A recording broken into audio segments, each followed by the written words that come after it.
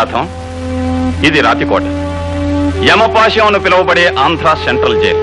ఇండియాలోకెల్లా, no no ఆసియాలోకెల్లా ఇది అతి పటిష్టమైన జైలు. ఎన్ని ప్రయత్నాలు చేసినా నేరస్తుడు ఇందులో నుంచి తప్పించుకోవటం అసాధ్యం. ఐసి యమపాశ నుంచి ఎవడూ ఎలా తప్పించుకోలేడో ఇది అంతే అన్నమాట. ఎస్, నగరానికి దూరంగా ఎత్తైన కొండ మీద ఉంది. ఒక పక్క భయంకరమైన లోయ, మరొక పక్క ఎత్తైన గోడలు, కరెంట్ ఫెన్సింగ్, కట్టుదిట్టమైన కాపలాలు. It is impossible to escape from this jail. Even then there are so many complications. సాధారణంగా ఈ జైలుకి సూపరింటెండెంట్ గా రావాలంటే ఎవరైనా సరే వెనుకంజ వేస్తారు. అలాంటిది కావాలనే మీరు ఈ జైలుకి సూపరింటెండెంట్ గా వస్తున్నారంటే మిమ్మల్ని అభినందించి తీరాలి. జీవితంలోనైనా జాబ్లోనైనా ఒక ఛాలెంజ్ ఉంటేనే అందం ఆనందం. నిజమే, కానీ ఈ ఉద్యోగం వట్టి ఛాలెంజ్ మాత్రమే కాదు, ఇది చాలా రిస్క్తో కూడిన పని. ఎందుకంటే ఈ జైల్లో ఉండే నేరస్తులు రక్తం తాగే రాక్షసులు లాంటి వాళ్ళు. వీడు mass murderer Bose.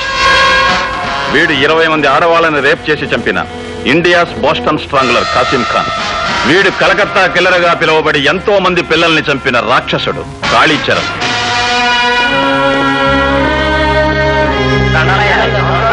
Good morning sir. Good morning. ఇక్కడ పరిస్థితుల్ని వాతావరణాన్ని పరిచయం చేసుకుందామని వచ్చాను. Please come sir, I will accompany you. ఏమిటి పరమేశ్వరరావు, జ్వరం వచ్చి ఎండలో పడుకున్నావేమిటి? అమ్మా, నీకు జ్వరం పూర్తిగా తగ్గిపోయిందయ్యా. తగ్గిపోయిందనని అన్నం తెచ్చుకు తినేవు. నిన్నట్లానే పాలు రొట్టి తెచ్చుకు తిను. పో లోపల పో.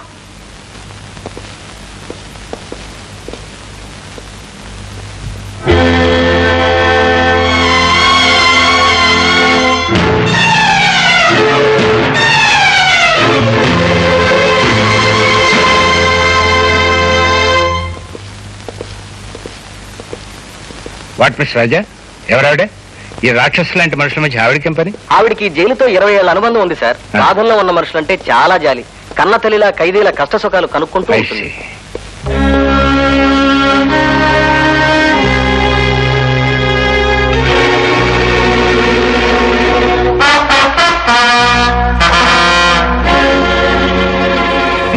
అతను భీమరాజుని నొటోరియస్ క్రిమినల్ సార్. పేరు విన్నాను.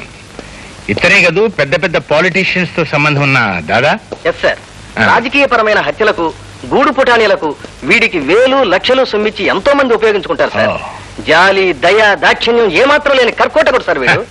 వీడు ఇక్కడ ఉండటం మూలంగా పాపం ఎంతమంది రాజకీయ నాయకులు ఇబ్బంది పడుతున్నారో. చక్కటి సార్, ఇవాళ మన కార్యక్రమాలు ఏంటి? బుక్కుతి ముందు మీకోసం శ్మశానంలో పీనుగుల్లా కాసు కూర్చున్న నలుగురిని కలుసుకుని పలకరించడం. ఆ తర్వాత మధ్యాహ్నం లంచగొండి మంత్రి గారింటో లంచి. సాయంత్రం 4 గంటలకి కత్తెర పని. కత్తిరి పని? అదేనండి కత్తెర పని. కత్తిరి పని నేసేయటం ఏంటయ్యా? నేనేమన్నా మంగళం అనుకున్నావా, లేకపోతే జేబులు కత్తిరించడం అనుకున్నావా? అదేం కాదండి, రిబ్బన్ కత్తిరింపు. హనుమాన్ జంక్షన్ లో బార్ ఓపెనింగ్. మరి అలా చెప్పాడు వచ్చు కదటయ్యా.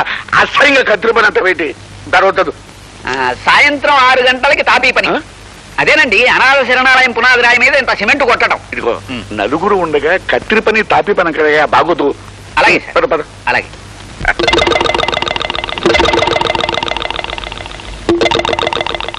సార్, ఒక సీక్రెట్ మెసేజ్. మీరు కూడా వెళ్ళండియ్యా, ఇదేదో చీకరెట్ అంట. ఆ చీకరెట్ చక్కటి చెవులు చెప్పు.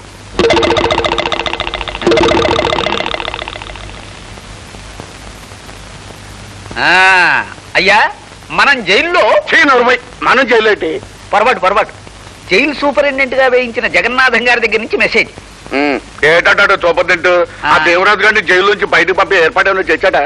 ఆయన ఆఫీసర్ గా ఛార్జీ తీసుకున్నారట. ఆ భీమరాజు గారిని చూశారట. త్వరలోనే తప్పించే పథకం వేస్తారట. ఆ సూపరింటెండెంట్ గారు తొందరలోనే పథకం వేసి ఆ భీమరాజు గారిని జైల్లోంచి బయటకు పంపేయాలా? ఈడు బయటకు వచ్చి బలంగా ఉన్న మన యశపతి నాయకుడిని చంపేయాలా? అప్పుడు చూడు చక్కటి, ఇక మన ఎలక్షన్లు వస్తున్నా ఎచ్చగా గెలిచినట్టే. రాత్రి కోడి కూరతో పాటు ఒక క్వార్టర్ బాటిల్ కూడా కొట్టుకొచ్చాయి. చొక్క పెడితే ముక్క మరింత రుచిగా ఉంటుంది. అలాగే గురు.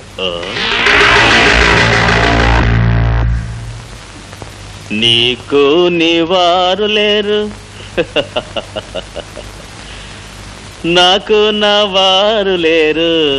లలలా చల్ మోహన రంగా. రాయ్, అగ్గి పెట్టుందా? ఎవ్వరా? ఇచ్చింది చాలా, ఇంకా ఏమైనా కావాలా?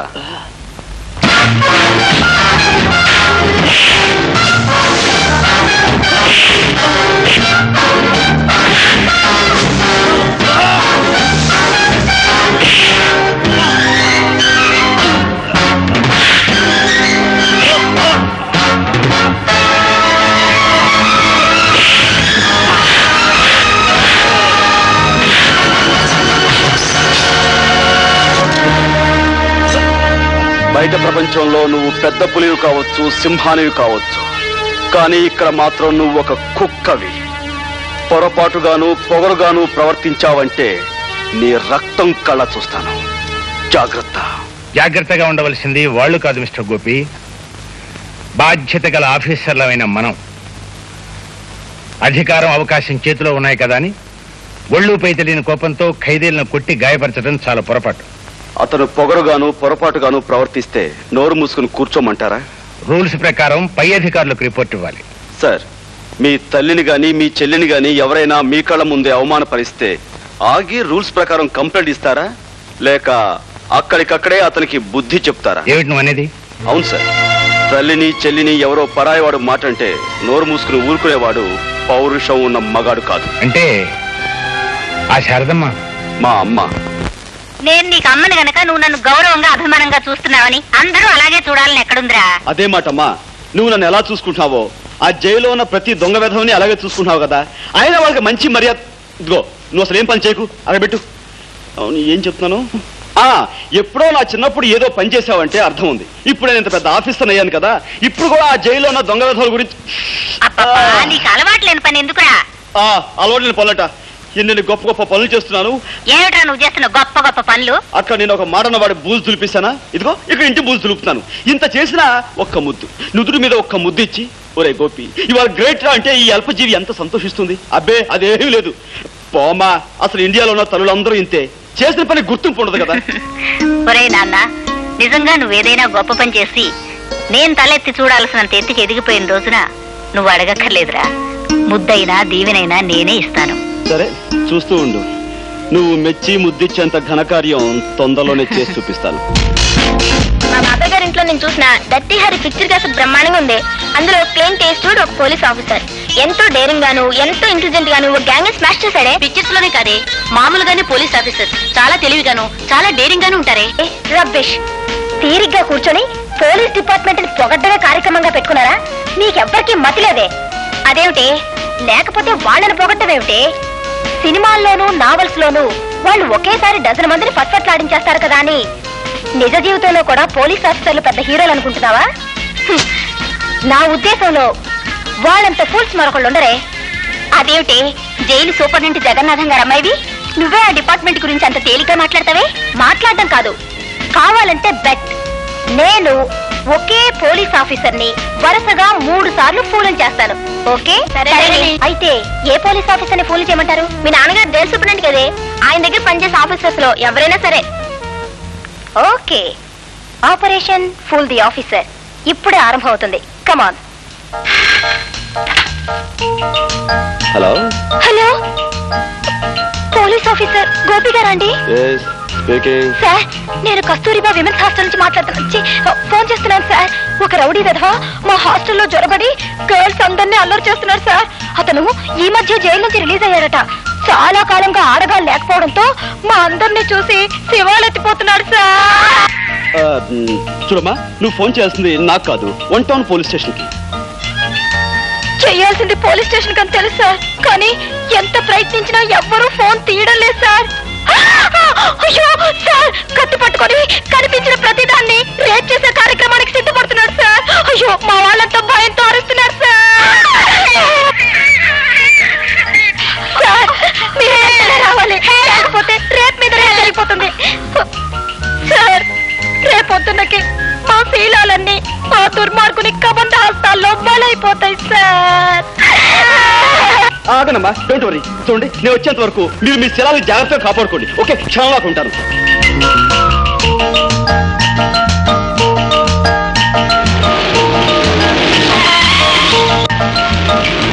సార్, మీరేనా police officer? Yes, I'm Officer Gopi. అమ్మయ్య. Where is that bloody rapist? అదిగో ఆ అటువైపు పరిగెత్తాడు. ఏమ్మా, వాడి వల్ల మీకేమీ ప్రమాదం జరగలేదు కదా? మా ఫ్రెండ్ లత్తో అదే దీంతో వాడు ప్రోగ్రాం ప్రారంభించబోయాడు. అందరం కలిసి అరిచేసరికి అదిగో ఆ కనిపించే వార్డెన్ గారు కొంపలోకి దూరాడు. కొంపదీసి ఆవునేమైనా చేస్తాడేమో. సార్ సార్ ఎస్, తలుపు కొట్టకండి. వాడి కార్యక్రమం డిస్టర్బ్ అయిందనే కోపంతో ఆవిడ్ని పొడి చేస్తాడేమో. సార్ వాడిలాగా గొట్టం పుచ్చుకొని పాకి చప్పుడు కాకుండా పై కిటికీలోంచి దిగడం మంచిది. గొట్టం నేను. సార్ ప్లీజ్ మా వార్డెన్ గారి ప్రాణాలు కాపాడండి. All right.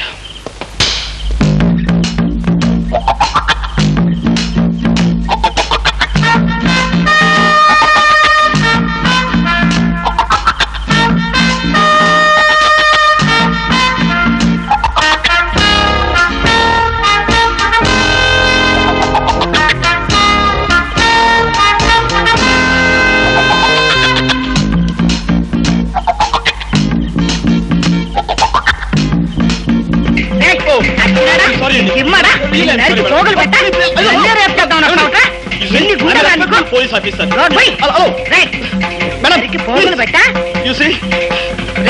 దొంగ వెతవా ఇప్పుడు కాదా 20 సంవత్సరాలకు ముందు వచ్చింది. నిన్ను ఒక ఆట ఆడించుండేదండ్రా నేను.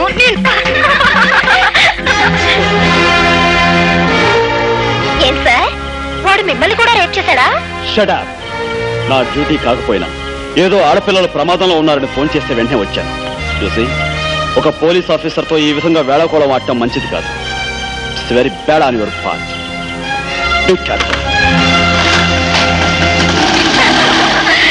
చూసారా, ఒకసారి అయింది, ఇంకా 2 సార్లు.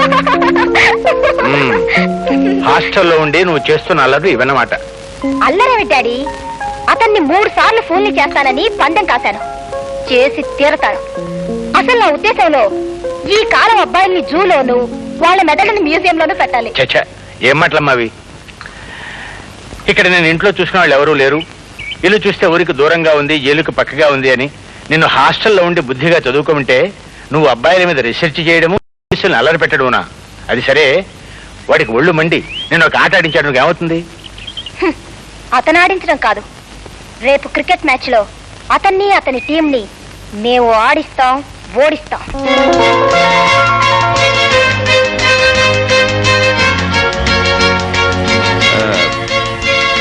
టైల్.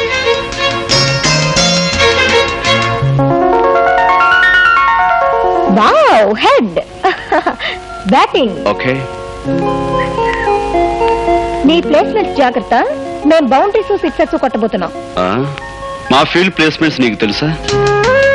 ఏమిటది? No covers, no extra covers, 2 silly points, 1 deep గల్లీ.